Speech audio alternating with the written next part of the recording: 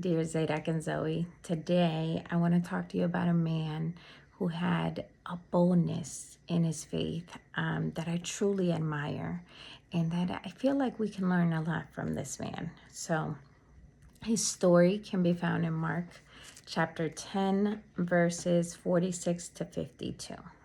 Okay, so as Jesus is coming into Jericho, there is this man, and we find his name here. It's Bartimaeus, and he's on the side of the highway. It says begging. So he's begging. He's blind. Okay. So if you can just picture, it's all darkness, right? You're endowed with darkness because you're blind, so you can't see anything.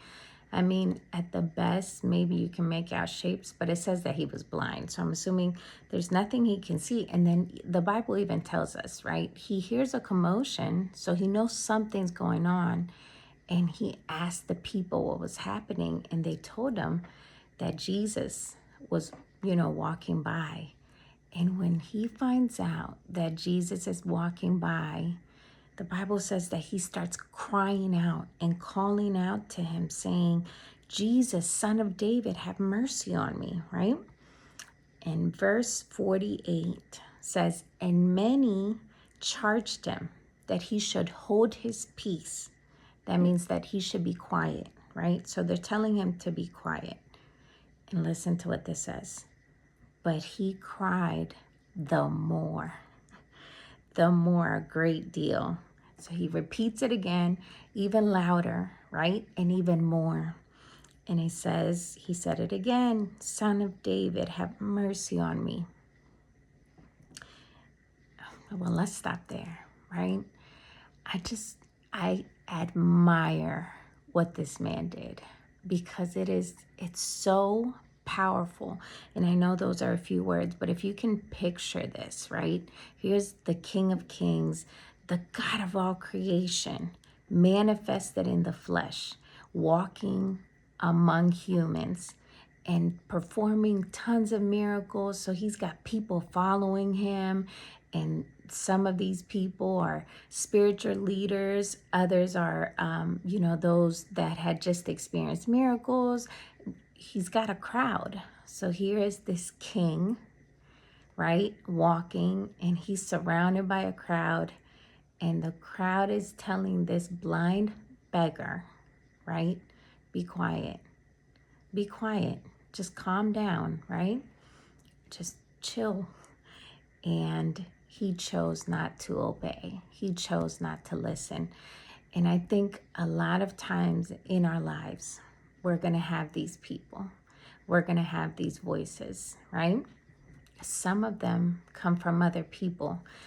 The people telling you, you've messed up already. You're a hypocrite. You keep trying to follow Jesus. Why don't you just go somewhere and, sit down?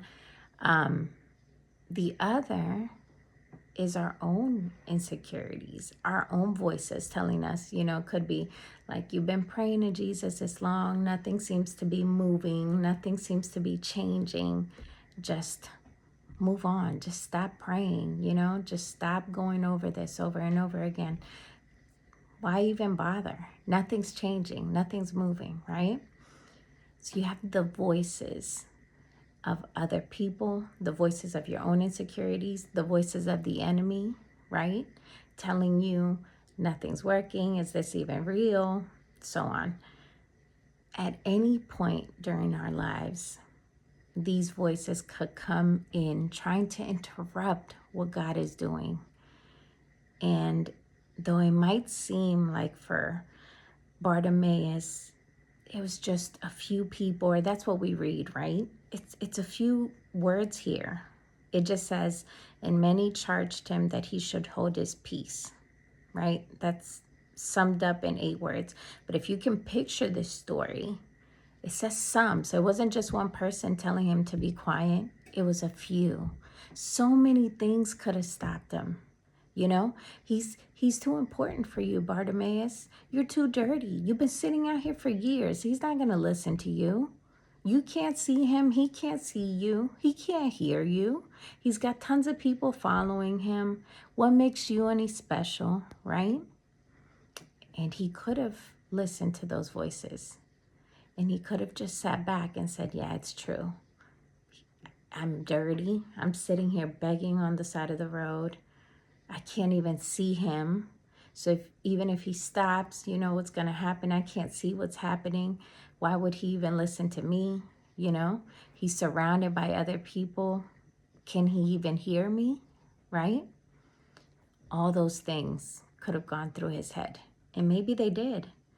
But it says that he cried even the more and louder, right? So he was determined that he was going to try his best to get the miracle that he needed from the Lord. And I feel like there is such a powerful lesson in that. There are so many times in my life where I have had to shut the voices out, whether it's the voices of other people, the voices in my own head of insecurities or doubt, or the voices of the enemy trying to discourage me.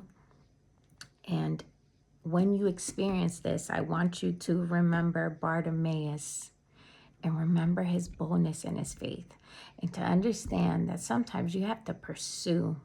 You have to pursue God in order to receive whatever it is that you need from the Lord, right? Sometimes it's just getting in his presence, because when God steps in a situation, he provides everything else. But sometimes it's just a matter of saying, I'm going to get to the king regardless. You know, I don't care what this person is saying about me or what this thought is that's trying to get in my mind, you know. I don't care. I have to pursue his presence. So I'm going to cry out even the more. I'm going to pray even the more. I'm going to be louder in my worship even the more, right?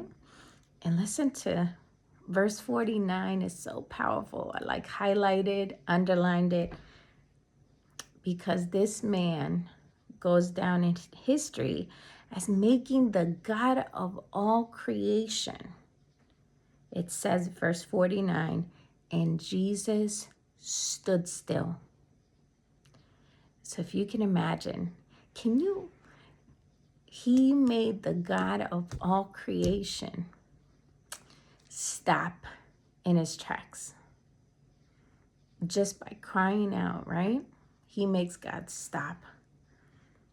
Can you imagine the God of all creation, the God of the universe, of the galaxy, stops because he hears your cry?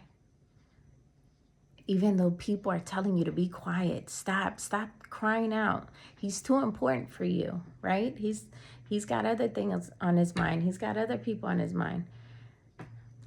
But Jesus stood still.